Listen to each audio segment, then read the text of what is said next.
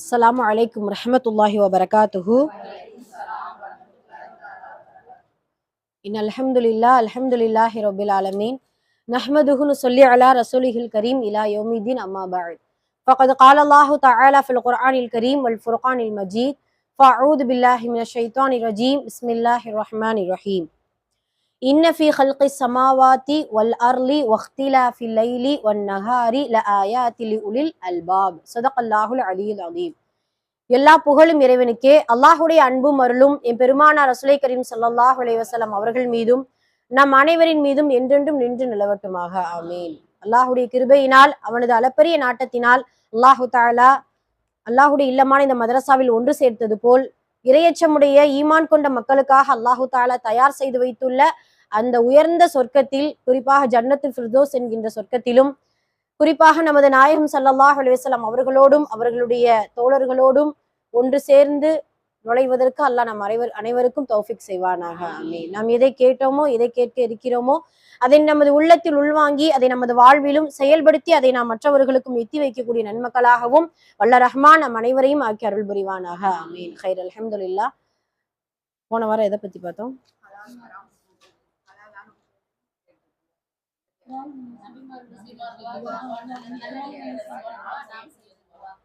அது முன்னுரை, பேசிக் அதுதானே நமக்கு ரொம்ப சரி. அல்ஹம்துலில்லாஹ். ஒவ்வொரு வாரமும் சொல்லக்கூடிய நல்லுபதேசங்களை, சொல்லக்கூடிய பயான்களை நல்ல முறையில இன்ஷா அல்லாஹ் கேட்கிறோம். அதுல எந்த ஒரு சந்தேகமும் கிடையாது. கேட்டுட்டு முக்காவாசி மறந்து காவாசி ஞாபகம். அதாவது ரெண்டு வகையான மனிதர்கள் இருப்போம் நாம. சில பேர் சைலண்ட் கில்லர்ஸ், சில பேர் வைலண்ட் கில்லர். அந்த மாதிரி சைலண்டா இருப்பாங்க, ஆனா அல்ஹம்துலில்லாஹ் அவங்களுடைய இபாதத், அவங்களுக்குன்னு தனியான ஒரு ஒரு இரையச்சம் இருக்கும். சில பேர் நிறைய சொல்லுவோம், நம்ம கேட்டதை நல்ல நிறைய இது பண்ணி சொல்லுவோம் அல்ஹம்துலில்லாஹ். அப்படி ரெண்டு வகையானவர்கள், அப்படி வகையானவர்கள் இருப்போம்னு தான் நான் நினைக்கிறேன். மூன்றாவது வகை தான் இருக்கக்கூடாது. ஏதோ வந்தோம் போனோம் கேட்டோம் என்னமோ சொன்னாங்க அவ்வளவுதான் முடிஞ்சிருச்சு அப்படிங்கிற அந்த கேட்டகரியில மட்டும் நம்ம இருக்கவே கூடாது. அல்லாஹ் பாதுகாக்கணும். அதனால இன்ஷா அல்லாஹ் நம்மளால எந்த அளவுக்கு உள்வாங்க முடியுமோ அல்லாஹ் தஆலா அதனாலதான் எந்த படைப்புகளுக்கும் கொடுக்காத 6ஆம் அறிவை நமக்கு கொடுத்திருக்கா, பகுத்தறிவு. அதை நம்ம உள்வாங்கக்கூடிய அந்த அறிவை நமக்கு கொடுத்திருக்கா. அதனால நல்ல முறையில கேட்டு அது நல்ல முறையில நான் அதுல இருக்கக்கூடிய உபதேசங்களை, நமக்கான சில படிப்பினைகளை எடுத்துக்கொண்டு இன்ஷா அல்லாஹ் அது செயல்படுத்தக்கூடியவர்களாக இருக்கிறோம் இன்ஷா அல்லாஹ். ஹைர். அல்ஹம்துலில்லாஹ். சரி, இன்னைக்கு ஓதப்பட்ட வசனம் குர்ஆன் வசனம். அஸ்ஸலாமு அலைக்கும். குர்ஆன் வசனம் என்ன சூரா ஓதுனாங்க? ஒரு மலக்குமார்களுடைய துஆ. அல்லாஹு தஆலா இந்த உலகத்துல இஸ்திகாமத்தோடு இருக்கக்கூடிய மனிதர்களுக்கு சொல்லக்கூடிய நற்செய்தி. அதுலயும் அந்த நற்செய்தி எப்பொழுது சொல்லக்கூடிய நற்செய்தியா இருக்குது? தனது முடிவான நேரத்துல, முடிவு இருக்கக்கூடிய அந்த ஜக்ராத்துடைய மரண நேரத்தில் சொல்லக்கூடிய ஒரு நற்செய்தி. இஸ்திகாமத் என்றால் நம்ம படிச்சோம் இல்லையா, ரியாது சாலிகளை, அந்த பாடம் தான் போய்கிட்டு இருக்கு. அல்லாஹ்வுடைய கிருபையில ரொம்ப சிறப்பா போய்கிட்டு இருக்கு. இஸ்திகாமத் என்றால் ஒரு உறுதியாக இருப்பது. ஒரு ஈமானிலோ, நாம் எடுத்திருக்கக்கூடிய நல்ல அமல்களிலோ, நாம் செயல்படக்கூடிய வாழ்க்கையிலோ இஸ்திகாமத்தோடு உறுதியாக நிலைத்திருப்பதற்கு பேர் தான் அந்த இஸ்திகாமத். அப்படி இஸ்திகாமத்தோடு இருக்கும் பொழுதுதான் அல்லாஹு தாலாவுடைய நற்செய்தி நமக்கு கிடைக்கும். அதுல அல்லாஹுடைய படைப்புகளிலேயே ஆக சிறந்த ஒரு அழகான ஒரு மறைமுகமான படைப்பாக இருக்கக்கூடிய மலக்குமார்களுடைய உதவி நமக்கு கிடைக்கும். அவங்க சொல்லுவாங்களே லா தஹஸன், அதாவது லா ஹவுஃபுன் அலைஹிம் வலாஹும் யஹ்ஸனூன். அவங்க அதுலதானே அப்படித்தானே வரும். நீங்கள் பயப்பட வேண்டாம், நீங்கள் கவலைப்பட வேண்டாம். வஅபிஷிரு பில் ஜன்னத்தில்லதி குன்தும் துஅதுன். உங்களுக்கு வாக்களிக்கப்பட்ட சொர்க்கத்தை கொண்டு நற்செய்தி செல்லுங்கள், நற்செய்தி பெற்றுக் கொள்ளுங்கள் அப்படின்னு சொல்லிட்டு அல்லாஹு தாலா இஸ்திகாமத்தோடு இருக்கக்கூடிய மனிதர்களுக்கு நம்ம சொல்லி காட்டுவான். அதே போலதான் நம்ம ஒவ்வொரு விஷயத்தையும் கேட்கும் பொழுதும், கேட்பது இப்ப ரொம்ப இலகுவாயிடுச்சு.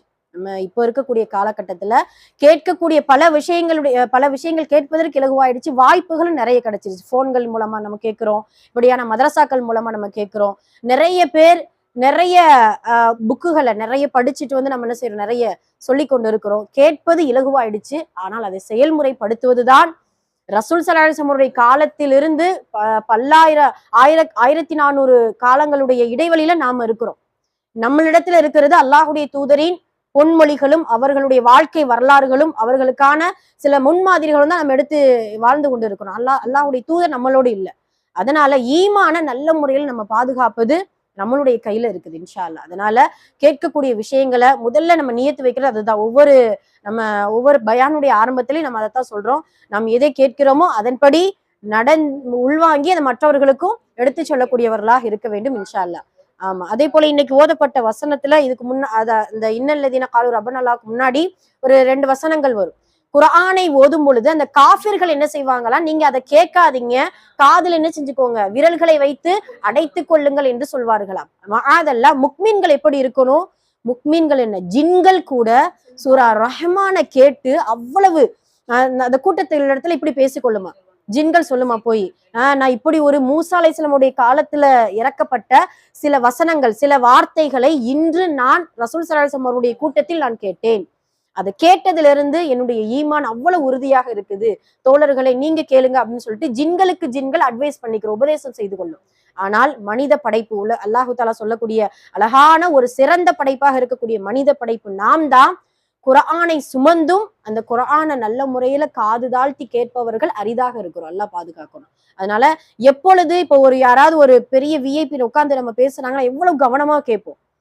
இந்த உலகத்தை ஆட்சி செய்யக்கூடிய ஒரு மாலிக்குல் முல்க், அரசர்களுக்கெல்லாம் பேரரசனுடைய அந்த கலாம், அந்த வார்த்தையை நம்ம சொல்லும் பொழுது, வார்த்தையை வாசிக்கும் பொழுது, வார்த்தைகளை காதால் கேட்கும் பொழுது உள்வாங்கி காது தாழ்த்தி நம்ம இன்ஷா அல்லாஹ் கேட்கக்கூடியவர்களாக இருக்க வேண்டும். அதை கேட்கத்தான் குர்ஆனுடைய தாக்கம் நம்முடைய உள்ளத்துல வந்து போய் சேரும் அப்படிங்கிறத நம்ம இன்ஷா அல்லாஹ் உணர்ந்து கொள்ள வேண்டும். ரொம்ப அழகான முறையில ஓதி இருப்பாங்கன்னு நினைக்கிறேன். சரி, அல்ஹம்துலில்லாஹ். ஓகே, ஹைர். அப்புறம் சூரா தஹ்வீல் சொல்லியிருப்பாங்க, மாஷா அல்லாஹ். சூரத்துல் ஃபஜ்ர், சூறாக்கள்லயே அதுலயும் கடைசியில 30வது ஜுஸ்ல உள்ள சூறாக்கள் எல்லாமே அற்புதமான சூறாக்கள். மற்ற சூறாக்களுடைய நீங்க தர்ஜுமா வந்து படிக்கிறது கொஞ்சம் சிரமமாவும் இருக்கும், கொஞ்சம் புரியறதுக்கு கொஞ்சம் கஷ்டம். ஏன்னா வரலாறுகள் இருக்கும், அல்லாஹ் ஒண்ணு சொல்லிக்கிட்டு இருப்பான், அதை மாத்தி மறுபடியும் வேற ஏதாவது சொல்லிட்டு வருவான். இப்ப ஆதம் அலைஹிஸ்ஸலாம் அவர்களை பத்தி சொல்லிட்டு இருக்கும்போது மூசா அலைஹிஸ்ஸலாமுக்கு வந்துருவோம், மூசா அலைஹிஸ்ஸலாம் சொல்லிட்டு இருக்கும்போது இப்படி வேற நபிமார்களுடைய வரலாறு வந்துரும். ஆனால் கடைசி ஜுசுல் முழுக்க மறுமையுடைய விஷயங்கள் தான் நிறைய இருக்கும். இந்த கியாமத்தினால எப்படி அல்லாஹு தாலா கொண்டு வருவான், எப்படி இந்த உலகம் அழியும், மனிதர்கள் எப்படி நம்ம சிதறி ஓடுவோம், அந்த மறுமையில நடக்கக்கூடிய விஷயங்கள், அல்லாஹ் எப்படி வருகை தருவான், அந்த அல்லாஹுடைய விசாரணை எப்படி இருக்கும், நம்மளுடைய முகங்கள் எப்படி இருக்கும், நரகத்துடைய கொடூரங்கள் எப்படி இருக்கும், சொர்க்கத்துடைய வர்ணனைகள் எப்படி இருக்கும் அப்படின்ட்டு எல்லா விதமான விஷயங்களையும், அதுவும் நம்ம மறைவான விஷயங்கள், கபருடைய வாழ்க்கை, மறுமையுடைய வாழ்க்கை, மஹ்ஷர் வாழ்க்கை, இந்த மூன்றையுமே நமக்கு வெட்ட வெளிச்சமாக காட்டி கொடுக்கக்கூடிய ஒரே ஜுசு கடைசி ஜுசு மட்டும்தான். அதனால இன்ஷா அல்லாஹ் அதுல ரொம்ப முக்கியமானது ஃபஜ்ர்.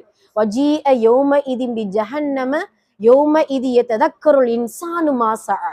என்ன அர்த்தம் அப்படின்னா, வஜீஅ யௌமஇதின் பிஜஹன்னம், அன்றைய நாள் நரகம் கொண்டு வரப்படும், யௌமஇதி எழுத்து வரப்படும், யௌமஇதி யததக்கருல் இன்சான். அப்பதான் மனிதன் நினைப்பானா, ஆகா நம்ம இப்படி இவ்வளவு நாட்களை வீணடிச்சிட்டோமே, நம்ம கொஞ்சம் அமல் செஞ்சிருந்தா நல்லா இருக்குமே, யா லைத்தனி கத்தம்து லி ஹயாத்தி, என்னுடைய வாழ்க்கையை கொஞ்சம் நீ முன்னிறுத்திட கூடாதா, ஃபயௌமஇதில்லா யுஅஸிபு அஸாபஹு அஹத், இன்றைய நாள் இருக்கக்கூடிய ஒரு வேதனையை போல நான் ஒரு நாளும் நான் பார்த்தது இல்லையே, எனக்கு ஒரு வாய்ப்பை கொடுக்க கூடாதா அப்படின்னு சொல்லிட்டு அந்த மனிதன் அன்றைய நாள் கை செய்தப்படுவான். அதல்ல, ஆனா அந்த கை செய்தப்படக்கூடிய நிகழ்வை இப்பொழுது அல்லாஹ் சொல்லி காட்டுதான். இப்ப என்ன எதற்காக சொல்லி காட்டுதான், நாம முழிச்சுக்கிறணும், இதுக்கு இனிமே இப்படி ஒரு காலம் வரும், இப்படி நரகம் கொண்டு வரப்படும் பொழுது பாவிகளும் காஃபிர்களும் இப்படி புலம்புவாங்க, அந்த புலம்பல்ல இருந்து நீங்க என்ன செஞ்சுக்கோங்க, பாதுகாப்பு பெற்றுக்கோங்க, இருக்கக்கூடிய நல்ல வாழ்க்கையில உங்களால் எவ்வளவு நற்செயல்கள் செய்ய முடியுமோ, அல்லாஹுடைய நெருக்கத்தை பெற முடியுமோ அதை நல்ல முறையில செய்து கொள்ளுங்கள் அப்படிங்கறது அல்லாஹு தாலா சொல்லி காட்டுவோம். அதுலதான் ரொம்ப பிரபலமான ஒரு வசனம் கடைசி இருக்கக்கூடியது, யா ஐயத்துஹ நஃப்ஸுல் முத்மஇன்னா. இதுல வந்து இந்த மக்காவுல இருக்கக்கூடிய காரிகள் எல்லாம் ஓதும் பொழுது அவ்வளவு அழுகுவாங்க. ஃபஜ்ர் சூரா ஓதுனாலே சில சூறாக்கள் இருக்குது அவங்க ஓதுறதுல, அதுல இந்த கியாமா சூரா, ஃபஜ்ர் சூரா, இந்த கியாமாலாம் ஓதும் பொழுது ரொம்ப தேம்பி அழுவாங்க. அந்த தக்கன் அது என்ன வரும், அந்த கெண்டை கால்களோடு பின்னும் அப்படின்னு சொல்லுவாங்க இல்லையா, அந்த வசனங்கள் எல்லாம் வரும்பொழுது ரொம்ப அழுகுவாங்க, கியாமா சூறாவில் வரக்கூடிய வசனங்கள். அதனால இன்ஷா அல்லாஹ் அந்த வார்த்தைகளை எல்லாம் உள்வாங்கி அதுல இருக்கக்கூடிய தர்ஜுமாக்களை, அர்த்தங்களை புரிந்து அல்லாஹு தாலா நமக்கு ஒரு மனமாற்றத்தையும் நம்முடைய வாழ்க்கையில ஒரு திருப்பு முனையையும் இன்ஷா அல்லாஹ் இந்த சூறாக்களின் மூலம் நமக்கு ஏற்படுத்தி கொடுக்கணும். அதற்கு நாம இன்ஷா அல்லாஹ் உள்ளுணர்ந்து கண் திறந்து அல்ல கல்பு திறந்து இன்ஷா அல்லாஹ் அதை ஓதக்கூடியவர்களாக இருக்க வேண்டும். இன்ஷா அல்லாஹ். ஹைர். அல்ஹம்துலில்லாஹ். இன்னைக்கு சூரா முக்மின் சொன்னாங்களா, மாஷா அல்லாஹ். முனாஃபிகூனோ ஹைர் அல்ஹம்துலில்லாஹ். சூரா முனாஃபிகூன் சொல்லியிருக்கிறாங்க. மாஷா அல்லாஹ். ஒரு அவங்க நிறைய சூறாக்களுடைய பட்டியல அதிகமா போய்கிட்டு இருக்குது. நாம தான் கொஞ்சம் ஆமா இன்ஷா அல்லாஹ். அல்ஹம்துலில்லாஹ். எல்லாருக்குமே அல்லாஹ் ஞாபக சக்தியை கொடுத்து மனனம் செய்யக்கூடிய ஆற்றலை கொடுக்கணும் இன்ஷா அல்லாஹ்.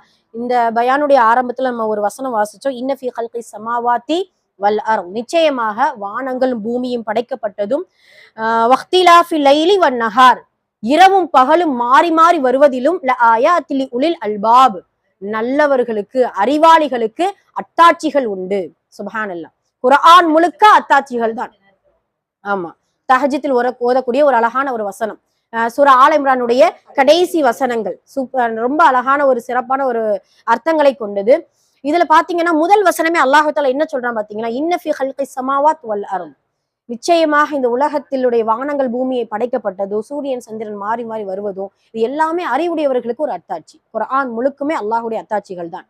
அதுலயும் அல்லாஹுடைய அத்தாட்சிகளை முழுமையாக நம்ம கண் கொண்டு பார்க்க வேண்டும் என்றால் இயற்கையை நம்ம பார்த்துக்கிறலாம். இந்த வான பூமி சுழல்வதும் சரி, இந்த சூரியன் சந்திரன் மாறி மாறி வருவதும் சரி, இந்த இயற்கை அழகுகளை பார்க்கும் பொழுதும் சரி, நீர்வீழ்ச்சிகளை பார்க்கும் பொழுது சரி, கடல்களை பார்க்கும் பொழுது சரி, பறவைகளை பார்க்கும் பொழுது சரி, தண்ணீரே ஊற்றாமல் பல பல பல்லாயிரக்கணக்கான மரங்கள் அந்த பாறையில் வளர்வதும் சரி, இதெல்லாம் யாருடைய ஒரு குதிரத், இது யாருடைய ஒரு பெரும் ஒரு சக்தி அப்படின்னு சொல்லும் பொழுது இது அல்லாஹுடைய சக்தி, அல்லாஹுடைய வல்லமை. இதெல்லாம் சிந்திக்கிறதுக்காகத்தான் அல்லாஹு தாலா பல அத்தாட்சிகளை நமக்கு காட்டி கொடுக்கிறான். அதுலயும் பாத்தீங்கன்னா இந்த அத்தாட்சிகள் அப்படின்னு சொல்லும் பொழுது அடுத்த ஆயத்துல என்ன சொல்லுவா அல்லாஹு தாலா, அல்லதீன அல்லதீன அல்லதீன யذ்குரூன அல்லாஹ கியாமன் வ குஊதன் வ அலா ஜுனூபிஹிம் வ யதஃபக்கரூன். என்ன அர்த்தம்? அல்லதீன, அவர்கள் எப்படிப்பட்டவர்கள், அந்த அறிவாளிகள் எப்படிப்பட்டவர்களா இருப்பார்கள் அப்படின்றால், கியாமன் வ குஊதன் வ ஜுனூத், மனிதனுடைய மூன்று நிலை. கியாம் என்றால் அமர்வது, கியாம் என்றால் நிற்பது, காம நின்றான் வரும் இல்லையா, கியாம் என்றால் நிற்பது, குஊதன் என்றால் அமர்வது, ருகு செய்யறோம் இல்லையா அதற்கு பேர் அமர்வது, கொஞ்சம் சாய்ப்பது, இதற்கு குஊத் என்று சொல்லுவார். ஜுனூத் அப்படின்னா படுத்துக் கொள்வது. இந்த மூன்று நிலைமை தான் நமக்கானது. நாம் என்ன செய்யறோம், பிறந்ததுல இருந்து கொஞ்சம் நிக்கிறோம், அதற்கு பின்னாடி நம்ம என்ன செய்யறோம், கொஞ்சம் அப்படியே தடுமாறி, கொஞ்சம் நம்மளுடைய வயதுகள் ஆக ஆக கொஞ்சம் தளருதும், அப்புறம் படுத்துறோம், முடிஞ்சு போயிடுச்சு. மூன்று நிலைகளிலும் யذ்குரூன அல்லாஹ், அல்லாஹ்வை நீங்க என்ன செய்யுங்க, நினைவு கூறுங்கள். அவர்கள் நினைவு கூறுவார்கள், அந்த அறிவாளிகள், அந்த அப்ரார்கள் நினைவு கூறுவார்கள் அப்படின்னு சொல்லிட்டு அல்லாஹு தாலா யதஃபக்கரூன், அவர்கள் சிந்திப்பார்கள். இப்ப என்ன அர்த்தம், திக்ர் என்கின்ற நினைவு கூறுதல் எப்படி ஒரு இபாதத்தோ அதே போல அல்லாஹுடைய அத்தாட்சிகளை ஆராய்ச்சி செய்வதும் அல்லாஹுடைய அத்தாட்சிகளை சிந்திப்பதும் ஒரு இபாதத். சுப்ஹானல்லாஹ். இப்ப நம்ம ஒரு சயின்ஸ் ரீதியா ஏதாவது ஒரு பேசுறோம், அதை குறித்து நம்ம படிக்கிறோம் அப்படின்னா அதுவும் ஒரு இபாதத். அதுலயும் முழுக்க முழுக்க அல்லாஹ் சொல்லக்கூடியது வஷம்சி வதுஹாஹா வல் கமரி இதா தலாஹா. எங்கெல்லாம் ஷம்ஸ் வருதோ அங்கெல்லாம் கமர் வரும், எங்கெல்லாம் லைல் வருதோ அங்கெல்லாம் நஹார் வரும். சுப்ஹானல்லாஹ். இரவு பகல், சூரியன் சந்திரன். இந்த வஷம்சி வதுஹா, வஷம்சு வல் கமர், சூரியனை சந்திரன் குறித்து நம்ம சிந்திச்சோம்னா எதெல்லாம் நமக்கு ஞாபகம் வரும்? சுப்ஹானல்லாஹ். முதல்ல சூரியனுடைய ஒரு கணக்கு, சூரிய கணக்கு சந்திர கணக்குன்னு சொல்லுவோம் இல்லையா, சூரிய கணக்குல ஒரு வருஷத்துல எத்தனை நாள் இருக்கும்? 365 நாள். சந்திர கணக்குல எவ்வளவு வருஷம்? 11 நாள் குறையும். 350 நாட்கள் தான், நாள்கள் தான், 354. ஆக மொத்தம் சூரிய கணக்குக்கும் சந்திர கணக்குக்கும் 11 நாள் வித்தியாசம். இதே இது 33 வருடமானால், உதாரணத்துக்கு சொல்ல, ஒரு 33 வருஷம் ஆனா ஒரு வருடம் குறைஞ்சு போயிடும்.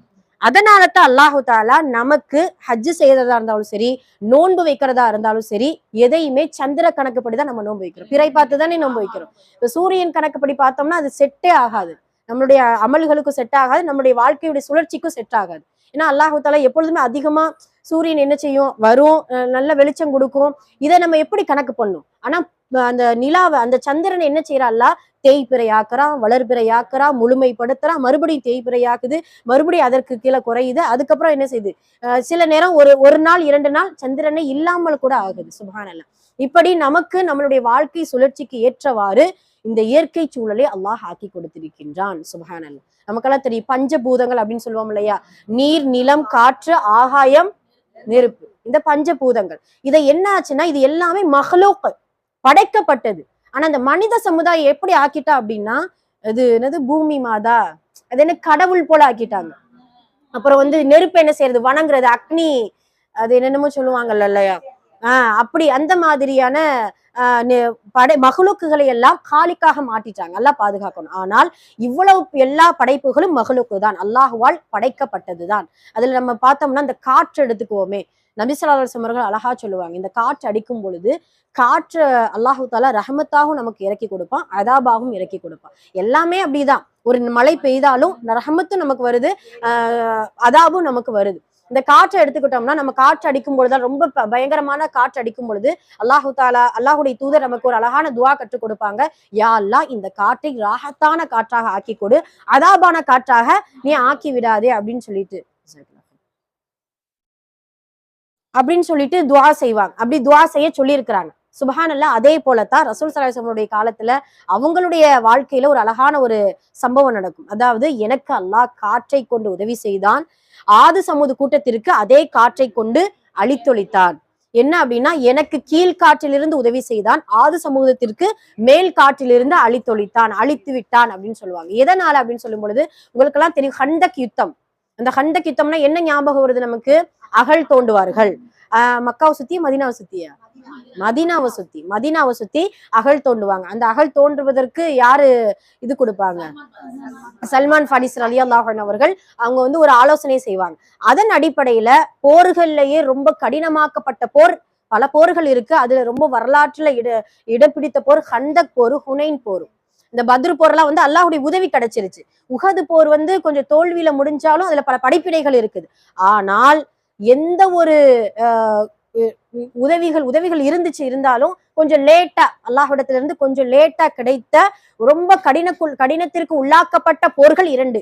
ஒன்று ஹுனைன், இரண்டாவது ஹந்தக் போர். அந்த ஹந்தக் போர்ல நம்ம எல்லாம் கேள்விப்பட்டிருப்போம். சஹாபாக்களும் ரசூல் ஸல்லல்லாஹு அலைஹி வஸல்லம் அவர்களும் வயிற்றில் கல்லை கட்டி கொண்டு அகழ் தோண்டினாங்க. வயிற்றுல கல்லை கட்டி கொண்டு, சாப்பாட்டுக்கு சரியான ஒரு வசதிகள் இல்ல, அதே போல ஆயுதங்களுடைய இதுல, அதே போல உடல்ல எந்த ஒரு பலமும் இல்ல. ஒரு பெரும் பாறை அந்த குழியை தோண்டும் பொழுது என்ன செய்யும்? இடர்பாடுல இருக்கும். அப்ப சஹாபாக்கள் உடைச்சு பார்ப்பாங்க, உடைக்க முடியல. ஆனா அல்லாஹுடைய தூதர் அழகான முறையில ஒவ்வொரு அடிக்கும் ஒவ்வொரு துவா செய்வாங்க. ஒரு பாரசீகத்துடைய சாவி என்னிடத்தில் வரும், ரோமத்துடைய சாவி என்னிடத்தில் வரும் அப்படின்னு சொல்லிட்டு அல்லாஹுடைய தூதர் அவ்வளவு ஒரு உருக்கமான ஒரு போர் தான் அந்த அகல் போர், ஹந்தக் போர். இந்த ஹந்தக் போர்ல நபி ஸல்லல்லாஹு அலைஹி வஸல்லம் அவர்கள் என்ன செய்வாங்க? இந்த அகலை தாண்டி எதிரிகளிடத்துல யாரு போய் கொஞ்சம் வேவு பார்த்துட்டு வரணும், வேவு பார்த்துட்டு வர்றது யாரு அப்படின்னு சொல்லும்போது ஜுபைர் ரலியல்லாஹு அன்ஹு அவர்கள் எழுந்துவாங்க. அல்லாஹ்வுடைய தூதரே, நான் என்ன செய்யறேன்? நான் போய் பார்த்துட்டு வரேன், எதிரிகள் எப்படி இருக்காங்க, இந்த மாதிரியான சூழ்நிலைகள் இருக்காங்கிறத நான் பார்த்துட்டு வரேன் அப்படின்னு சொல்லுவாங்க. ஆனா நபி ஸல்லல்லாஹு அலைஹி வஸல்லம் அவர்களுக்கு தெரியும் யாரை எந்த நேரத்துல அனுப்பணும் அப்படிங்கிறது தெரியும். அதனால ஹுதாஃபா ரலியல்லாஹு அன்ஹு அவர்களை தான் நபி ஸல்லல்லாஹு அலைஹி வஸல்லம் அவர்கள் அனுப்புவாங்க. ஹுதாஃபா ரலியல்லாஹு அன்ஹு அவர்கள் என்ன செய்வாங்க? போவாங்க. சிலத்துல ஹுதைஃபான்னு வருது, ரெண்டுமே சரியான ஒரு இதுதான். அப்ப அந்த சஹாபி என்ன செய்வாங்க? போய் எதிரிகளிடத்துல எத்தனை கூடாரங்கள் இருக்குது, எத்தனை எதிரிகள் இருக்கிறாங்க, அவங்க என்னென்ன மஷாரா பண்ணி கொண்டு இருக்கிறாங்க, என்னென்ன இது வேலைகள் எல்லாம் செய்து கொண்டு இருக்காங்க அப்படின்னு சொல்லிட்டு வேவு பார்த்துட்டு என்ன செய்வாங்க? வருவாங்க. வரும் பொழுதுதான் அந்த ஹுதாஃபா ரலியல்லாஹு அன்ஹு அவர்களுடைய கண்ணுல அபூ சுஃபியான் படுவார். அவங்க என்ன செய்வாங்க? கூடாரத்துல அந்த சைடு திரும்பி நிற்பாங்க. அப்ப இந்த ஹுதாஃபாட்ட ரசூல் ஸல்லல்லாஹு அலைஹி வஸல்லம் அவர்கள் சொல்லிட்டு போயிருப்பாங்க, நீங்க அங்க போய் யாரையும் தொந்தரவு படுத்தக்கூடாது, யாரையும் கொலை செஞ்சிடக்கூடாது. 2 ஷரத்தோட அவங்க அனுப்பி வைப்பாங்க. நிறைய துவா செய்வாங்க ஹுதாஃபாவுக்கு. ரசூல் ஸல்லல்லாஹு அலைஹி வஸல்லம் அவர்கள், யா அல்லாஹ், இந்த ஹுதாஃபாவுக்கு மேலே கீழே இடதுபுறம் வலதுபுறம் எல்லாத்துலயுமே நீ பாதுகாப்பு கொடு. ஏன்னா ரொம்ப ஒரு போனா உயிர் போகிறதுக்கான வாய்ப்புகளும் நிறைய. அத்தனை எதிரிகளுக்கு கையில ஒரு மனிதர் சிக்கினா என்ன ஆகும்? சுப்ஹானல்லாஹ். அதனால ரசூல் ஸல்லல்லாஹு அலைஹி வஸல்லம் அவருடைய துவாவை கொண்டு அல்லாஹ்வுடைய ஒரு பெரும் கிருபையினால் என்ன செய்யறாங்க? போகிறாங்க. போய் எல்லாமே இது பண்ணிட்டு வர்றாங்க. வந்துட்டு ரசூல் ஸல்லல்லாஹு அலைஹி வஸல்லம் அவர்கள் அந்த நேரத்துல இரவுல தூங்கி கொண்டிருக்கிறாங்க.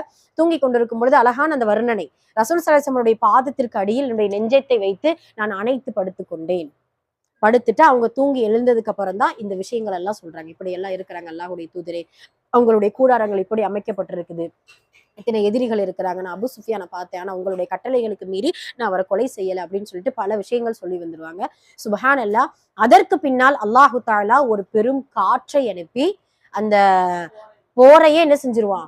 ஒண்ணுமே இல்லாம ஆக்கிடுவான். அவ்வளவு பெரிய உதவி அந்த காற்றை கொண்டு உதவி செய்வான். அப்பதான் ரசூல் ஸல்லல்லாஹு அலைஹி வஸல்லம் அவங்க சொல்லுவாங்க, எனக்கு இந்த காற்று கீழ் காற்று எனக்கு உதவியாக ஆனது, ஆனால் ஆது சமூது கூட்டத்திற்கு மேல் காற்று வேதனையாக ஆனது. அந்த ஆது சமூது கூட்டம் அப்படிதானே நினைச்சாங்க. சுபஹானல்லாஹ். நம்ம ஒரு மழை வரும், பல வருஷமா மழை வரல ஆது சமூது கூட்டத்திற்கு. ஒரு கருமேகம் சூழ நல்ல ஒரு காற்று அடிக்கும் பொழுது ஆகா நல்ல ஒரு ரஹமத்தான ஒரு மழை பொழியும் அப்படின்னு சொல்லி நினைக்கும் பொழுதுதான் ஒரு பெரும் மழை, ஒரு பெரும் காற்று என்ன செஞ்சுச்சு, அவர்களை ஒன்றும் இல்லாமல் ஆக்கிவிட்டது. எந்த அளவுக்கு அப்படின்னா அவர்களை வானத்தில் மேல் உயர்த்தி தலைகீழாக பூமியில் அப்படியே புரட்டி போட்டக்கூடிய அளவுக்கு அந்த காற்று ஏற்பட்டுச்சு. சுப்ஹானல்லாஹ். இது எதுக்காக சொல்ல வர்றோம் அப்படின்னா, இப்படி அல்லாஹ்வுடைய அத்தாட்சிகள் இந்த இயற்கை முழுவதும் நிறைந்து கொண்டிருக்கிறது. இப்ப இந்த இயற்கையில நன்மையும் இருக்குது, தீமையும் இருக்குது. நன்மைகள் வந்தால் அல்ஹம்துலில்லாஹ் அல்லாஹ்வுக்கு நிறைய ஷுக்ர் செய்யணும். தீமைகள் வந்தால் அதுல இருந்து நம்ம நிறைய பாதுகாப்பு தேடணும். இப்போ உள்ள கால சூழ்நிலைகளை எத்தனையோ இயற்கை சீற்றங்களை நம்ம பார்க்கிறோம். இயற்கை சீற்றங்கள் என்று சொல்வதை விட இது இறைவனுடைய சீற்றம். இது இறைவனால் ஏற்படுத்தக்கூடிய ஒரு சீற்றம். வேற மனிதர்களால் இதை கட்டுப்படுத்தவும் முடியாது. மனிதனுடைய சிற்றறிவு இதை சிந்திக்கவும் முடியாது. இதை நம்ம என்ன செய்யலாம், இதனுடைய முன் ஏற்பாடுகள் என்ன அப்படிங்கிற எந்த ஒரு இல்மும் மனிதர்களுக்கு கிடையாது. இந்த வயநாட்டு மக்கள்லாம் இவ்வளவு பெரிய ஒரு பேரிடர் ஏற்படும், இவ்வளவு பெரிய இயற்கை சீற்றம் ஏற்படும் கனவுல கூட என்ன செய்யல அவங்க எல்லாம் நினைக்க முடியாது, நினைக்கல. அப்ப நம்மளை போல ஒரு சுமூகமான ஒரு சுதந்திரமான வாழ்க்கையில தான் அவங்க வாழ்ந்து கொண்டு இருந்தாங்க.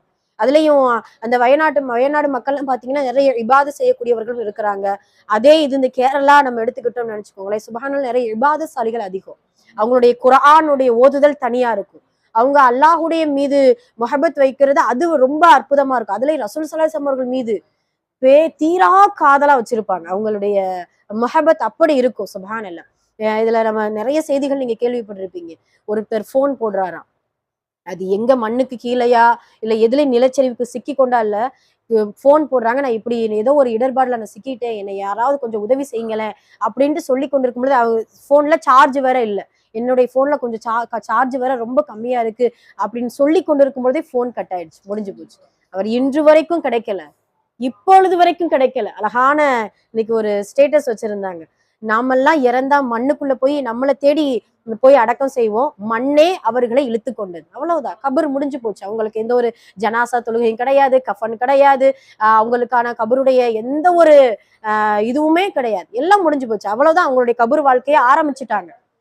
எத்தனை மக்கள் அந்த இடர்பாடுல சிக்கி கொண்டிருக்காங்க அப்படிங்கிறது அல்லாஹ்வுக்கு மட்டும்தான் தெரியும். கைகள் தனியா, கால்கள் தனியா, மவுத்து அவ்வளவுதான், முடிஞ்சிருச்சு. சுப்ஹானல்லாஹ். ஒரு மலையே இல்லம்மா, ஒரு பெரும் மலையே அந்த இடத்துலயே இல்ல. அல்லாஹ் பாதுகாக்கணும். ஒரு 3 பெரும் கிராமம், அந்த கிராமத்துடைய பேர்கள்லாம் போட்டிருக்காங்க. அந்த 3 பெரும் கிராமம் சுக்குநூறா ஒன்றுமே இல்லாமல் ஆயிடுச்சு. அதை விட என்ன ஒரு வருத்தத்திற்குரியது அப்படின்னா, அவர்களுடைய சடலங்கள் கூட கிடைக்கல. நிறைய பேருடைய சடலங்கள் கிடைக்கல. தோண்ட அவங்க ஆமா, அது போன டைமே சொல்லியிருந்தோம் இல்லையா, அதாவது நாள் சொல்லியிருக்காங்க, மறுநாள் அவரும் இல்ல, அவருடைய பள்ளியும் இல்ல, அவருடைய மஹல்லாவும் இல்ல. 300க்கும் மேற்பட்ட அந்த குடும்பங்கள் அந்த நிலச்சரிவுல சிக்கி வஃபாத் ஆயிட்டாங்க. அல்ஹம்துலில்லாஹ். இப்ப அல்லாஹுடைய அத்தாட்சிகளை அடிக்கடி இப்படி சிந்தித்துக் கொண்டே இருக்க வேண்டும் இன்ஷா அல்லாஹ். அதனால இயற்கை சீற்றங்கள் ஏற்படும் போதெல்லாம் ஒரு உலகத்துல ஒரு பகுதியில நன்மை, ஒரு பகுதியில தீமையும், அதற்காக இயற்கையை கொண்டு நாம பல நன்மைகளையும் அடைந்து கொண்டு இருக்கிறோம் அல்ஹம்துலில்லாஹ். இப்ப உதாரணமாக இப்ப இப்படியான ஒரு காற்றா இருக்கட்டும், இப்படியான புயல்களா இருக்கட்டும், இப்படியான சுனாமி, கொரோனா, இப்படியான பல இயற்கையுடைய சூழல்களை நம்ம சிக்கிட்டு இருக்கிறோம். அல்ஹம்துலில்லாஹ் அல்லாஹ்வுடைய கிருபையினால நாம பாதுகாப்பா இருக்கிறோம். அதனால நாம அதனுடைய பாதிப்புகளை உணராம இருக்கிறோம். அப்படிதானே, பாதிப்புகளை நம்ம பேசிட்டு இருக்கோம், பாக்குறோம், ஓ இப்படியா அப்படின்ட்டு அதை கடந்து போயிடுறோம். ஆனால் இன்ஷா அல்லாஹ் இந்த இயற்கை சீற்றங்களை எல்லாம் பார்க்கும் பொழுது ஒன்றே ஒன்றுதான் ஞாபகம் வரணும், கண் இமைக்கும் நொடி கூட இறைவனுடைய நினைவிலிருந்து விலகிவிடக் கூடாது. அது ஒன்னே ஒண்ணுதான் இவ்வளவு இயற்கை சீற்றங்களுக்கும் ஒரு காரணம், ஒரு படிப்பினை என்று ஒன்று சொல்லுங்க அப்படின்னு சொல்லும் பொழுது இதுதான். கண் இமைக்கும் நேரம் கூட இறைவனுடைய திக்ரில் இருந்து, இறைவனுடைய நினைவில் இருந்து, இறைவனுடைய அந்த ஞாபகத்திலிருந்து நாம் பின்வாங்கி விடக்கூடாது அப்படிங்கிறத இந்த இயற்கை சீற்றங்களும் அல்லாஹுடைய அத்தாட்சிகளும் எப்பொழுதும் நம்ம நிரூபித்துக் கொண்டே இருக்கிறது. நமக்கு ஒரு படிப்பினையாக அல்லாஹு தஆலா அடிக்கடி இதை செய்து கொண்டிருக்கிறான். ஆனால் ஒன்று மட்டும் நம்ம அடிக்கடி நம்ம இதையும் சிந்திச்சுக்கிறணும், அங்கு போன மாதல் அல்லாஹ் பாதுகாக்கணும். இப்படி சிந்திப்பது நம்மளுடைய ஒரு மாறுதலுக்கு ஒரு இதுவா இருக்கும் இன்ஷா அல்லாஹ். ஒரு கால் நமக்கு இப்படி நடந்தால் என்ன ஆகும், அதே இதுதான். ஒரு கால் நமக்கோ நம்மளுடைய நாம் இருக்கக்கூடிய இந்த சூழலுக்கோ ஏதாவது ஒரு பாதகம் ஏற்பட்டால், ஏதாவது இயற்கை நன்மையை கொடுக்கக்கூடிய இயற்கை தீமையை கொடுத்தால் நமது நிலைமைதான் என்ன? நமது நிலைமைதான் என்ன? நம்ம இங்க இந்த உலகத்துல நம்ம இருக்கிறோம், அல்ஹம்துலில்லாஹ் இந்த ஊருக்குள்ள நல்ல முறையில நம்ம சுகபோகமான வாழ்க்கையில இருக்கிறோம், சந்தோஷமா இருக்கிறோம். ஆனா அல்லாஹுடைய நினைவிலிருந்து நாம் விலகி இருக்கின்றோமா என்று அடிக்கடி நம்ம சிந்திக்கிறோம் இன்ஷா அல்லாஹ். அந்த சிந்திப்பதற்காகத்தான் அல்லாஹு தாலா சில கூட்டங்களை அழித்தும், சில கூட்டங்களை நீரில் மூழ்கியும், சில கூட்டங்களை அவனுடைய வேதனை கொண்டு வேதனை செய்தும் நமக்கு ஒரு படிப்பினையாக குர்ஆனில் மட்டுமல்ல, குர்ஆன்ல படிக்கும் பொழுதெல்லாம் சரி ஏதோ ஒரு ஆது சமூது கூட்டம் பல்லாயிரம் ஆண்டுகளுக்கு முன்னாடி வாழ்ந்துச்சு அப்படின்னு நம்ம கடந்து போயிடலாம். ஆனால் அதே ஆது சமூது கூட்டத்தினுடைய ஒரு பகுதியை நாம் இப்பொழுது பார்த்து கொண்டு இருக்கிறோம். பலஸ்தீன் மக்களா இருக்கட்டும், இதே போல இந்த மாதிரியான சீற்றங்களா இருக்கட்டும், அங்க யாரு அங்க சிரியா சீனா இந்த மாதிரி நாடுகள்ல வந்திருக்கக்கூடிய நிலநடுக்கமா இருக்கட்டும், இது எல்லாம் ஈராக்ல வரக்கூடிய நிலநடுக்கமா இருக்கட்டும், இது எல்லாமே ஒரே ஒன்றுதான், இறைவன் ஒருவன் நான் இருக்கின்றேன், என்னை எப்பொழுதும் நீ மறந்து விடாதே, கண் இமைக்கும் நொடி கூட நீ மறந்து விடாதே அப்படிங்கிறத ஒவ்வொரு நேரமும் அல்லாஹு தாலா நமக்கு உணர்த்தி கொண்டே இருக்கிறான் அப்படிங்கிறத நம்ம ஒரு படிப்பினையாக எடுத்துக்கிறோம் இன்ஷா அல்லாஹ். அதே போல அல்லாஹுடைய தூதர் அடிக்கடி சொல்வாங்க, கியாமத் நாளுடைய அடையாளங்கள் பல அடையாளங்கள். கியாமத் நாள் அதாவது ஒரு காலம் வரும், அந்த காலத்தில் மாடிகள் நிறைய ஏற்படுங்கிறது என்ன, யூப்ரட்டிஸ் நதிகள் வற்றி தங்க மலைகள் வருவதென்ன. அதே போல இதுல இன்னும் ஒரு அழகான ஒரு அடையாளம் என்ன அப்படின்னா, ஒரு கியாமத் நாள் வரக்கூடிய அடையாளங்கள்ல இது ஒரு நெருக்கமானது. கட்டிடங்களுக்குள் எந்த ஒரு கட்டிடங்களிலும் நீர் புகாமல் இருக்காது. அது கடல் நீரா இருக்கலாம், இப்படியான வெள்ள பிரளயமா இருக்கலாம், இப்படியான நிலச்சரிவுகளா இருக்கலாம், மழை நீர்களா இருக்கலாம். ஒவ்வொரு கட்டிடங்களுக்கும் என்ன அர்த்தம், ஒவ்வொரு வீட்டுக்கும் கண்டிப்பாக ஏதாவது ஒரு சூழ்நிலையில என்ன செய்யுமா, அதை நம்ம இப்ப கண்கூடாக பார்த்து கொண்டுதான் இருக்கிறோம். அதே போல மழைகள் பெய்யும், ஆனால் விவசாய நிலங்கள் அந்த அளவுக்கு பரக்கத்தாக இருக்காது. இப்ப அதைத்தான் நம்ம பார்த்துருவோம். அல்ஹம்துலில்லாஹ் பரக்கத்தான மழை இருக்குது, ஆனா விவசாயங்கள் அழிஞ்சு கொண்டு இருக்குது. இதெல்லாம் கியாமத் நாளுடைய ஒரு அடையாளங்களாக இருக்குது. அதனால இந்த அடையாளங்களை எல்லாம் பார்க்கும் பொழுது அல்லாஹ்வுடைய நினைவிலிருந்து நாம எப்பொழுதுமே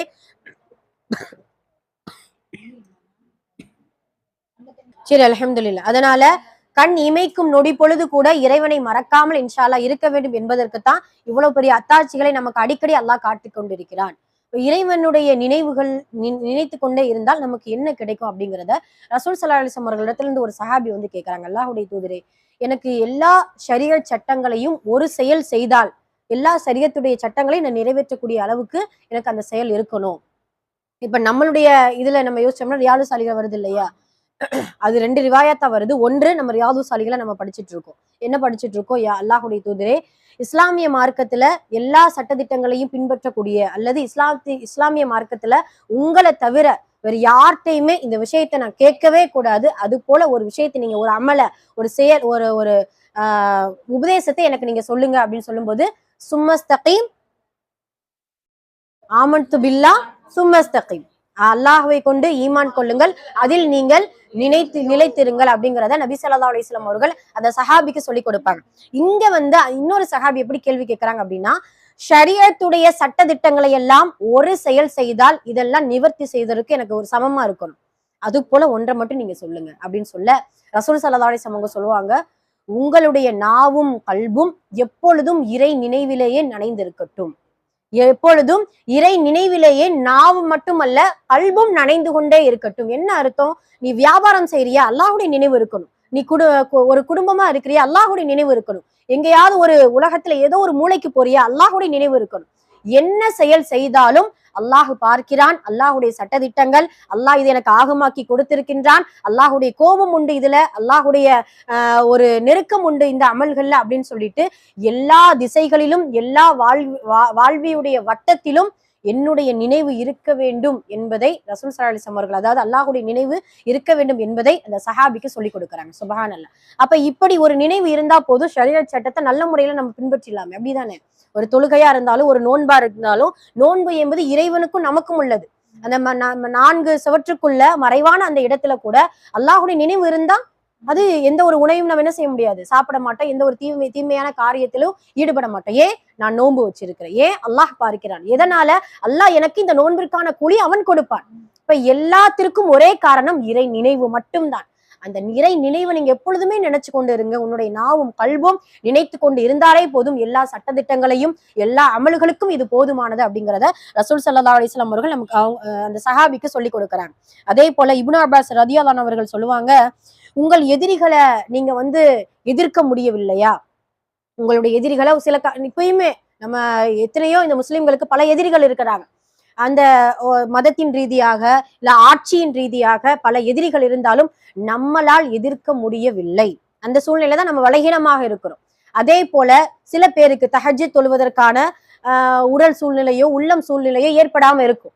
இப்படி கொஞ்சம் அமல்களில் அசட்டையாகவும் எதிரிகளுடைய எதிர்க்கக்கூடிய அளவுக்கு பலகீனமும் இருக்கக்கூடிய அந்த சூழ்நிலையில் அதிகமாக இறைவனை திக்ரு செய்தால், அதிகமாக இறைவனை நினைத்து கொண்டால் நம்மளுடைய ஈமானுடைய பலத்தையும் அல்லாஹ் கொடுப்பான், இபாதத்திலும் நல்ல ஒரு ஏற்றத்தை கொடுப்பான் அப்படின்ட்டு இப்னு அப்பாஸ் ரலியல்லாஹு அன்ஹு அவர்கள் நமக்கு சொல்லி கொடுக்குறாங்க இன்ஷா அல்லாஹ். அதனால நம்ம எதிரிகளுடைய தாக்குதல்களும் ஈமானுடைய பலகீனமும் நல்லமல்களுடைய பலகீனமும் இருக்கக்கூடிய நாம் இன்ஷா அல்லாஹ் அல்லாஹுடைய இறை நினைவோடு எப்பொழுதும் பயணிக்க வேண்டும் அப்படிங்கிறத ரசூல் ஸல்லல்லாஹு அலைஹி வஸல்லம் அவர்கள் நமக்கு சொல்லி கொடுக்குறாங்க. சுப்ஹானல்லாஹ். அதே போன்றுதான் நம்ம ஒவ்வொரு நேரமும் அல்லாஹுவை நினைக்கும் பொழுது அல்லாஹுடைய நெருக்கம் நமக்கு கிடைக்கும். அதே போல என்னை என்னுடைய அடியான் எப்படி நினைக்கின்றானோ அதே போல் அவனை நான் நினைத்து கொண்டிருக்கிறேன். அல்லாஹு தாலா சொல்லக்கூடிய வார்த்தை. நம்ம ஒரு கூட்டத்துல நம்ம நினைக்கிறோம் அப்படின்னா அல்லாஹ் இதை விட சிறந்த கூட்டத்துல நம்மளை பத்தி நினைப்பான். ஒரே துவா தான் அடிக்கடி நீங்க ஓதுங்க. அல்லாஹும்ம இன்னா நஸ்அலுக ஹுப்பக வ ஹுப்ப மை யுஹிப்புக வல் அமல அல்லதி யுபல்லிக்னி ஹுப்பக. அதுதான், யா அல்லாஹ் உன்னுடைய நேசத்தை எனக்கு கொடு, நீ யாரையெல்லாம் நேசிக்கின்றாயோ அவர்களுடைய நேசத்தை எனக்கு கொடு, உன்னுடைய நேசத்தை அடையக்கூடிய நற்செயல்கள் செய்வதற்கு எனக்கு நல்வழி காட்டு. இந்த நேசங்கள் எல்லாம் கிடைக்க வேண்டும் என்றால் இறை நினைவு கண்டிப்பா நமக்கு வேணும் இன்ஷா அல்லாஹ். அந்த இறை நினைவு இருந்தால் மட்டும்தான் அல்லாஹுடைய நெருக்கம் கிடைக்கும். அதே போல அல்லாஹ்வுடைய மஹபத்தும் நமக்கு கிடைக்கும் அப்படிங்கிறத நபி ஸல்லல்லாஹு அலைஹி வஸல்லம் அவர்கள் நமக்கு சொல்லி காட்டுறாங்க. இந்த நினைவை அடிக்கடி நினைத்துக் கொள்வதற்காக இப்படியான இயற்கை சீற்றங்களை அல்லாஹ் தஆலா ஏற்படுத்தி கொடுக்கின்றான். அதே போல இந்த இயற்கையுடைய இப்படி மாற்றுதலுக்கும் தீமைக்கும் இப்படியான வேதனைக்கும் இன்னொரு காரணம் என்ன அப்படின்னு சொல்லும் பொழுது அல்லாஹுடைய நிஅமத்துக்கு நன்றி செலுத்தாமல் இருப்பது. சபாவாசிகள் அப்படின்னு சொல்லிட்டு ஒரு கூட்டம் இருந்துச்சு. அந்த கூட்டம் என்ன அப்படின்னா ஒரு ஊரை பத்தி சொபா என்கின்ற ஒரு ஊரு. அந்த ஊருக்காரவங்க எப்படி அல்லாஹு தஆலா அவங்களுக்கு நியமத்தை கொடுத்திருக்கா அப்படின்னா ஒரு பெரும் தோட்டம். அந்த தோட்டத்துக்குள்ளேயே எல்லா விதமான வளங்களும் பழங்களும் எல்லா விதமான ஆறுகள் எல்லாமே அந்த தோட்டத்துக்குள்ள இருக்கும். எந்த அளவுக்கு அப்படின்னு சொல்லும் பொழுது விஷ ஜந்துக்களுடைய தீண்டுதல் அந்த ஊருக்குள்ளேயே அவங்களுக்கு கிடையாது, எதிரிகளுடைய பயம் கிடையாது, சுகபோகமான வாழ்க்கை. ஆனா அந்த மக்கள் என்ன செய்யறாங்கன்னா நன்றி செலுத்த மறந்து விட்டார்கள். அதனால அல்லாஹு தாலா நீர் அதை எப்படி நூஹ் அலைஹிஸ்ஸலாம் அவர்களுக்கு பூமியிலிருந்தும் வானத்திலிருந்தும் நீரை பொழிய வைத்தானோ, அழகா சொல்லுவான் அல்லாஹ், பூமியே உன்னுடைய மலையை நிறுத்திக்கொள், வானமே உன்னுடைய மலையை நிறுத்திக்கொள், பூமியை நீ கொப்பளிப்பதை நிறுத்திக்கொள். என்ன அர்த்தம்? மேல இருந்து மழை பொழிது, கீழ இருந்து என்ன செய்யுது, வெள்ள பிரளயம் வருது. அதுலயும் சொல்லுவாங்க ஒவ்வொரு அடுப்பு, அது எதுக்காக அப்படி சொல்றாங்கன்னு தெரியல, ஒவ்வொரு அடுப்புகளுக்கும் இடையிலையும் பொங்கி பொங்கி வருதா அந்த தண்ணீர். நூஹ் அலைஹிஸ்ஸலாமுடைய காலத்துல அந்த வெள்ள பிரளயம் சாதாரணது கிடையாது. 7 கடல்கள் ஒன்று சேர்ந்தா என்ன ஆகும்? எவ்வளவு ஒரு கடல் எவ்வளவு கண்ணு கெட்டின தூரம் இருக்கு. அதே போல 7 கடல்கள் ஒண்ணு சேர்ந்தா ஒரு சங்கமித்தா அப்படியான வெள்ள பிரளயம் தான் அந்த நூஹ் அலைஹிஸ்ஸலாமுடைய காலத்துல வந்துச்சு. அதே போலத்தான் இந்த சஃபாவாசிகள், அந்த சபா மக்கள் நன்றி கெட்ட மனிதர்களாக இருந்ததின் காரணமா அல்லாஹு தாலா அந்த நிஅமத்தை கொண்டே அளித்தான். என்ன நிஅமத்தை நான் கொடுத்தேனோ அந்த நிஅமத்துக்கு நீ நன்றி செலுத்தாம இருந்தா இப்படியான மாற்றங்களும் இப்படியான வேதனைகளும் வரும் என்று அல்லாஹு தஆலா சொல்லி காட்டுவோம். அதே போலத்தான் நம்ம கஹ்ஃப் ஒவ்வொரு வார வெள்ளிக்கிழமை நம்ம ஓதுறோம். 2 நண்பர்கள் பேசிக்கொள்வார்கள் இல்லையா, அல்லாஹு தஆலா எனக்கு அதிகமான தோட்டங்களையும் துறவுகளையும் கொடுத்தான், உனக்கு ஒன்றுமே கொடுக்கல, இது என்னுடைய உழைப்புல வந்தது. அந்த ஏழை அந்த தோழன் சொல்லுவான், நீ இறைவனுக்கு நன்றி செலுத்து, அல்லாஹ்வுக்கு நீ இணை வைக்காத, மாஷா அல்லாஹ் சொல்லு அப்படின்னு சொல்லும் பொழுது அது எப்படி நான் என்னுடைய உழைப்புல கொண்டு வந்தது அப்படின்னு சொல்லும் பொழுது அல்லாஹு தஆலா அவனுடைய தோட்டத்தை முழுமையாக அழித்து விடுவான். இப்படி குர்ஆன் முழுவதும் நன்றி இல்லாமல் நடந்து கொண்டால் என்ன ஒரு பாதகமாகும் அப்படிங்கிறத அல்லாஹ் சொல்லி காட்டுது. அதனாலதான் அல்லாஹ் குர்ஆன்ல சொல்லும், இன் ஷக்கர்தும் ல அஸீதன்னக்கும், நீங்கள் எனக்கு நன்றி செலுத்தினால் உங்களுக்கு நான் அதிகப்படுத்தி கொடுப்பேன். அல்லாஹுடைய ஒரு இது. ஏன்னா மனிதனுக்கு மனிதன் நன்றி செலுத்தும் போது எவ்வளவு நன்றி உணர்வோடு நம்ம இருக்கிறோம். ஆனா அல்லாஹ்க்கு அவன் கொடுத்த நியமத்துக்கு நம்ம நன்றி செலுத்தினா, நன்றியோடு நடந்து கொண்டால், அல்லாஹ் குர்ஆன் முழுக்க இதுதான் சொல்ல, ஹுவல்லதி அன்ஷஅக்கும் வ ஜஅல லக்குமுஸ் ஸம்அ வல் அப்ஸார வல் அஃஈதா. சம்அ என்ன அர்த்தம்? செவி புலனையும் பார்வையையும், அஃஈதா உள்ளத்தை நான் உனக்கு கொடுத்தேன். லஅல்லக்கும் தஷ்குரூன், நீங்க குறைவாகவே நன்றி செலுத்துகிறீர்களே, நன்றி செலுத்த கூடாதா? நன்றி செலுத்துங்களேன் அப்படின்னு சொல்லிட்டு அல்லாஹ் தஆலா சொல்றான். உண்மையாகவே செவிப்புலன், காது மட்டும் திறன் இல்லைன்னா நமக்கு நம்மளுடைய நிலைமை தான் எப்படி இருக்கும்? கண் பார்வை இல்லைன்னா, அதுலயும் அஃஈதா உள்ளம், இந்த உள்ளத்தை காஃபிர்களுக்கு இப்படியான உள்ளத்தை கொடுக்க, அதனாலதான் அவங்க காஃபிர்களாக மாறினாங்க. அந்த உள்ளத்துல நல்ல விஷயங்கள் போய் சேராததின் காரணமாகத்தான் அப்படி அல்லாஹ் ஹத்தமல்லாஹு அலா குலூபிஹிம், அவங்களுடைய உள்ளத்துல அல்லாஹ் முத்திரை போட்டுட்டான். ஆனா அப்படியான உள்ளத்திலிருந்து நமக்கு பாதுகாத்து அஃஈதாவான உள்ளத்தை கொடுக்குறானே, சுபஹானல்லாஹ். அந்த அஃஈதா என்கின்ற ஒரு தனித்தன்மை, கல்புக்கும் அஃஈதாவுக்கும் வித்தியாசம் இருக்குது. கல்புல அல்லாஹுடைய முத்திரை நிறைஞ்சிருக்கக்கூடியதா இருக்கும். ஆனா அஃஈதா தூய்மையானதா இருக்கும். அஃஈதா தூய்மையான உள்ளம், தூய்மையான இதயம். அல்லாஹ் இவ்வளவு புலன்களையும், இவ்வளவு உறுப்புகளையும், இவ்வளவு நியமத்துகளையும் கொடுத்தும் நாம் நன்றி செலுத்தாமல் இருந்தால் இப்படியான இயற்கை சீற்றங்களுக்கு இதுவும் ஒரு காரணம். அல்லாஹ் பாதுகாக்கணும். அதனால இன்ஷா அல்லாஹ் அல்லாஹ்வுக்கு நன்றியுள்ள ஒரு அடியார்களாக இருக்க வேண்டும் அப்படிங்கிறது இப்படி ஒவ்வொரு அத்தாட்சிகளும் நமக்கு உணர்த்தக்கூடிய ஒரு பாடமாக இருக்குது. சுப்ஹானல்லாஹ். சரி, அதனால இன்ஷா அல்லாஹ் இனி வரக்கூடிய காலங்கள்ல இப்படியான இயற்கை சீற்றங்கள் வரும் பொழுதும், இப்படியான வாழ்க்கையில பல படிப்பினைகளை அல்லாஹ் நமக்கு ஒரு அத்தாட்சியா காட்டும் பொழுதும், நாம் இறை நினைவை விட்டு கண் இமைக்கும் நேரம் கூட மறக்காமல், அதிலிருந்து தூரம் போகாமல், எப்பொழுதும் இறைவனை நினைக்கக்கூடிய, இறைவனுடைய திக்ரிலேயே நனையக்கூடிய நாவையும் கல்வையும் நாம் எடுத்து இன்ஷா அல்லாஹ் அல்லாஹ்வை அதிகமாக திக்ரு செய்யக்கூடியவர்களாகவும், எங்கு போனாலும் இறை நினைவோடு பயணிக்கக்கூடிய மக்களாகவும் வல்ல ரஹ்மான் நம் அனைவரும் ஆக்கிய தந்தருள் புரிவானாக. திடீர் நோய், திடீர் விபத்து, திடீர் மரணம், திடீர் சோதனை, திடீர் வேதனை, இதிலிருந்து நம் அனைவரையும் அல்லாஹு தஆலா உலக மக்கள் அனைவரையும் காப்பாற்றி பாதுகாப்பான ஒரு நல்ல ஒரு வாழ்க்கையை நம் அனைவருக்கும் தந்தருள் புரிவானாக. அந்த வயநாடு மக்களுக்கு அல்லாஹு தஆலா எல்லா விதமான கைரு பரக்கத்துகளையும், பாதுகாப்பான வாழ்க்கையையும், அல்லாஹுடைய உதவியை அருகில் இன்ஷா அல்லாஹ் வரக்கூடிய பாக்கியத்தையும் தந்தருள் புரிவானாக.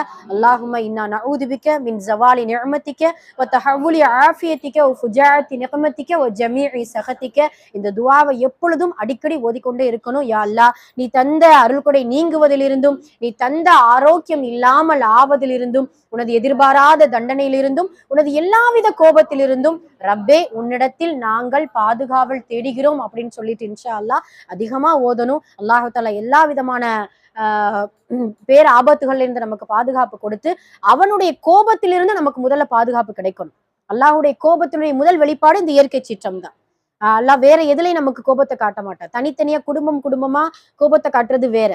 உலகமே திரும்பி பார்க்கக்கூடிய அளவுக்கு இயற்கையில ஒரு மாற்றத்தை ஏற்படுத்துறா அப்படின்னா அது கோபத்தினுடைய உச்சம். அல்லாஹ் பாதுகாக்கணும். அல்லாஹுடைய கோபத்திற்கு ஆளாக்கப்பட்ட பல சமூகங்கள் இன்று வரைக்கும் இல்லாமல் போயிடுச்சு. அதனால அல்லாஹ் பாதுகாக்கணும். அதனால இப்படியான துஆக்களை கொண்டும், நம்மளுடைய இபாதத்தை கொண்டும், அல்லாஹுடைய நினைவை கொண்டும், நன்றியுள்ள ஒரு உள்ளத்தை கொண்டும் அல்லாஹ் நம் அனைவருக்கும் பாதுகாப்பான ஒரு வாழ்க்கையை தந்தருள் புரிவானாக. ஆமீன். அகுலு கௌலி ஹாதா அஸ்தக்ஃபிருல்லாஹ் லனா வ லக்கும் வ ஆகிரு தஅவானா அல்ஹம்துலில்லாஹி ரப்பில் ஆலமீன். அஸ்ஸலாமு அலைக்கும் வரஹ்மத்துல்லாஹி வ பரகாத்துஹு. வயநாடு மக்களுக்காக நம்ம ஒரு ரெண்டு விஷயம் செய்யணும். இன்ஷா அல்லாஹ் ஒன்று துஆ, அவங்களுக்காக நிறைய துஆ செய்யணும். அதே போல் அவங்க நிறைய குடும்பங்களை இழந்து பொருளாதாரத்தை இழந்து இருக்கிறாங்க. அதனால நிறைய இப்போ தமிழ்நாடு தௌஹீத் ஜமாத் இப்படி நிறைய ட்ரஸ்ட் இன்ஷா அல்லாஹ் இது பண்ண ஆரம்பிக்கும், உதவித்தொகையை கேட்கறதுக்கு இது பண்ணுறாங்க. அதனால நம்மளால் இன்ஷா அல்லாஹ் முடிந்த உதவியை நம்ம செய்கிறதுக்கு இது பண்ணணும். குரூப்பில் அதனுடைய டீட்டெயில்ஸ் போட்டு விடுவோம். உங்களால் முடிஞ்சது அந்த பாதிக்கப்பட்ட மக்களுக்கும், அந்த குடும்பத்தார்களுக்கும், அங்கே இருக்கக்கூடிய அந்த மக்களுக்கும் இன்ஷா அல்லாஹ் உதவி செய்யணும். எந்த அளவுக்கு அப்படின்னா ரசூல் ஸல்லல்லாஹு அலைஹி வஸல்லம் அவங்க சொல்லியிருக்காங்க, அல்லாஹ்வுக்கு விருப்பமான செயல்கள் ஒரு 5. ஒன்று என்ன அப்படின்னா, பிறருடைய மகிழ்ச்சிக்கு நம்ம காரணமாக இருக்கும். நம்மளால் யாராவது கொஞ்சம் சந்தோஷப்படுறாங்க, மகிழ்ச்சியாக இருக்காங்க அப்படின்னா அது அல்லாஹ்வுக்கு விருப்பமானது. 2வது, யாராவது கஷ்டப்படுறாங்க அப்படின்னா அந்த கஷ்டத்தை நீக்கணும் இன்ஷா அல்லாஹ். இப்போ பொருளாதாரத்தை கொண்டோ இல்லை நல்ல சொற்களை கொண்டோ இன்ஷா அல்லாஹ் அவருடைய கஷ்டத்தை நீக்கணும். 3வது, கடன் கடன்பட்டு ரொம்ப அவதிக்குள்ளாக்கப்பட்டிருக்காங்க அப்படின்னா அதற்கு ஏதாவது நம்ம இன்ஷா அல்லாஹ் உதவி செய்யணும். அதே போல் 4வது, அவங்க நிலை குலைந்த வேலையில் நாம் ஏதாவது கை கொடுத்து அவர்களுக்கு உதவி செய்யணும். அதே போல் கடைசியாக ரசூல் ஸல்லல்லாஹு அலைஹி வஸல்லம் அவர்கள் ரொம்ப அழகான வார்த்தை சொல்லுவாங்க, அநீதிக்குள்ளாக்கப்பட்ட மனிதன் அல்லது பாதிக்கப்பட்ட மனிதர்கள் அவர்களோடு நாம் அவர்களுடைய வாழ்க்கைக்காக, அவருடைய கஷ்டத்தை நீக்குவதற்காக, அவர்களுடைய அநீதிக்கு போராடுவதற்காக, அவர்களுடைய பாதிப்பை நீக்குவதற்காக நாம் நடந்தோமேயானால் மஸ்ஜித் நபவியில 1 மாதம் இஅ்திகாஃப் வைப்பதற்கு எவ்வளவு நன்மையோ அதே போல அல்லாஹு தாலா நமக்கு நன்மையை கொடுப்பான் இன்ஷா அல்லாஹ். அல்லாஹுடைய தூதர் சொஹீஹான ஹதீஸ், புகாரில் வரக்கூடிய ஹதீஸ், அவங்க சொல்லுவாங்க, இந்த மஸ்ஜித் இல்லைன்னா என்ன அர்த்தம், ரசூலுல்லாஹ் அந்த மஸ்ஜித் நபவியில இருக்காங்க, இந்த மஸ்ஜிதுல 1 நாள் இல்ல 1 மாதம் இஅ்திகாஃப் இருந்தா எவ்வளவு நன்மையோ அதை விட ஒரு மனிதனுக்கு உதவி செய்யும் பொழுது, அவன் துவண்டும் போகும் பொழுது, அவனை சந்தோஷப்படுத்தும் போது, கஷ்டத்தை நீக்கும் பொழுது, கடனுக்கு உதவி செய்யும் பொழுது இவ்வளவு நன்மைகள் இருக்கு அப்படின்ட்டு ரசூல் ஸல்லல்லாஹு அலைஹி வஸல்லம் அவங்க சொல்லியிருக்கிறாங்க. அதனால இன்ஷா அல்லாஹ் அவங்களுக்காக நம்மளுடைய உதவியை நம்ம இன்ஷா அல்லாஹ் கொடுப்போம். நம்மளால முடிந்தது அது துஆ, அதோடு நம்மளுடைய பொருளாதாரத்தை கொண்டு கொஞ்சம் உதவி இன்ஷா அல்லாஹ். அல்ஹம்துலில்லாஹ், அல்லாஹ் கபூல் செய்யும். கண்டிப்பா எல்லாமே இருக்குது. இப்போ நிறைய எல்லாமே ஜமாத்லையுமே சொல்லி ஒரு ஜமாத்லையும் சொல்றாங்க. பெரிய பள்ளியில சொல்லியிருக்காங்க, அசோக் நகர் பள்ளியில சொல்லியிருக்காங்க. அதனால ஆட்டோலயும் அலௌன்ஸ் பண்ணியிருக்காங்க, ஸ்கூல்ல. சரி, அல்ஹம்துலில்லாஹ். அதனால ஏதாவது நம்ம ஒரு சதக்கா நமக்கான ஒரு பாதிப்பை வந்து நமக்கு பாதுகாப்பா கொடுத்துரும் இன்ஷா அல்லாஹ். பாதிப்பு வராம பாதுகாப்பு கொடுக்கும் இன்ஷா அல்லாஹ். அல்ஹம்துலில்லாஹ். அதையும் நம்ம ஞாபகம் வச்சுக்கோங்க இன்ஷா அல்லாஹ்.